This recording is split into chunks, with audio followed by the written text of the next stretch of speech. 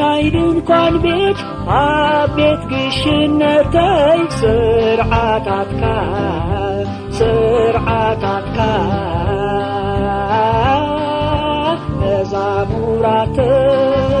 መዛሙራተይ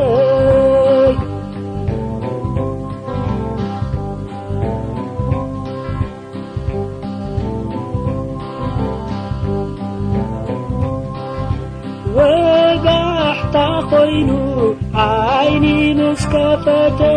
ምስጋናኻ ኸብጽሕ ንልበይ ከፊተ መዝሙር ዝምር ምስዕዋብ ሓቢረ ኣብዚ ናይ ድንኳን ቤት ኣብ ቤት ግሽነተይ ስርዓታትካ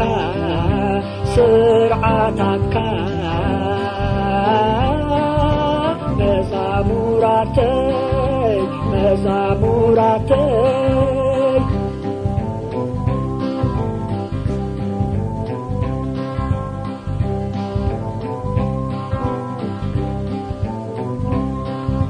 ፀሓይ በሪቑ ግዜ ስራሕ ትምህርቲ ተዋፊረ ኣብ ስራሕ ከትፍንዕ መስናዕቲ ምስጋናኻ ይዓዝዝ ብምሎ መዓልቲ ኣብዚ ናይ ድንኳን ቤት ኣብ ቤት ግሽነተይ ስርዓታትካ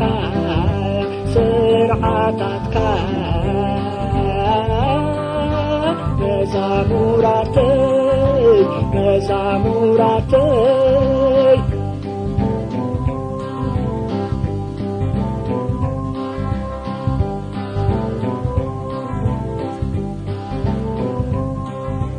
ፀሓይ ዓሪቡ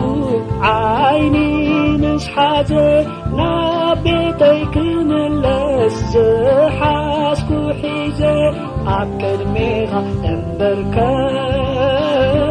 ክገብር ኑዛዜ ኣብዚ ናይ ድንኳን ቤት ኣብ ቤት ግሽነተይ ስርዓታትካ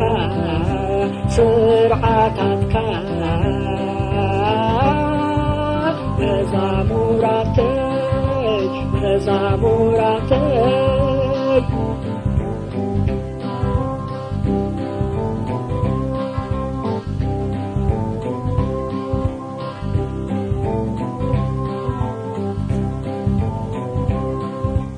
እዋን ድቃስ ኮይኑ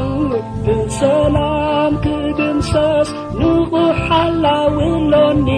ፍጹም ዘይጣኸስ ክብሪ ይኹኖ ንክርስቶስ ኢየሱስ ኣብዚ ናይ ድንኳን ቤት ኣብ ቤት ግሽነተይ ስርዓታትካ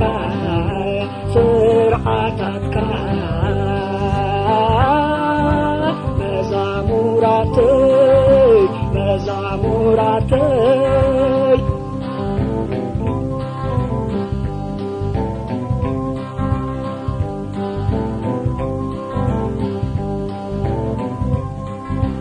ኣብዚ ሓፂር ዕድመ ከም ትኪ በናኒ ሓይሊ ፍልጠት ሃብቲ ኣየዋፅኣንን ክዝምር ድኣ ኣነስ ንኢየሱስ መድሓኒ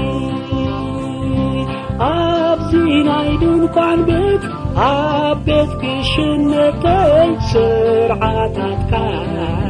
ስርዓታትካ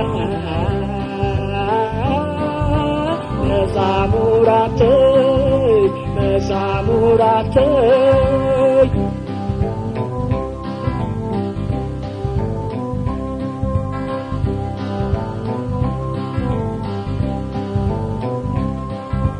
ፍቕሪ ናይ ኢየሱሰይ ንልበይ ማሪኹ ዕብየት ናይ ኣምላኸይ ንእምሮይ ማሪኹ ኣነስ ክዝምር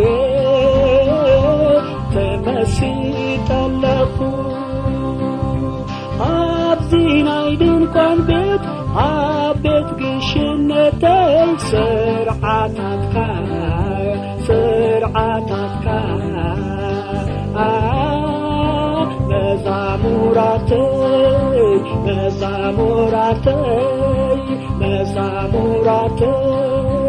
መዛሙራተይ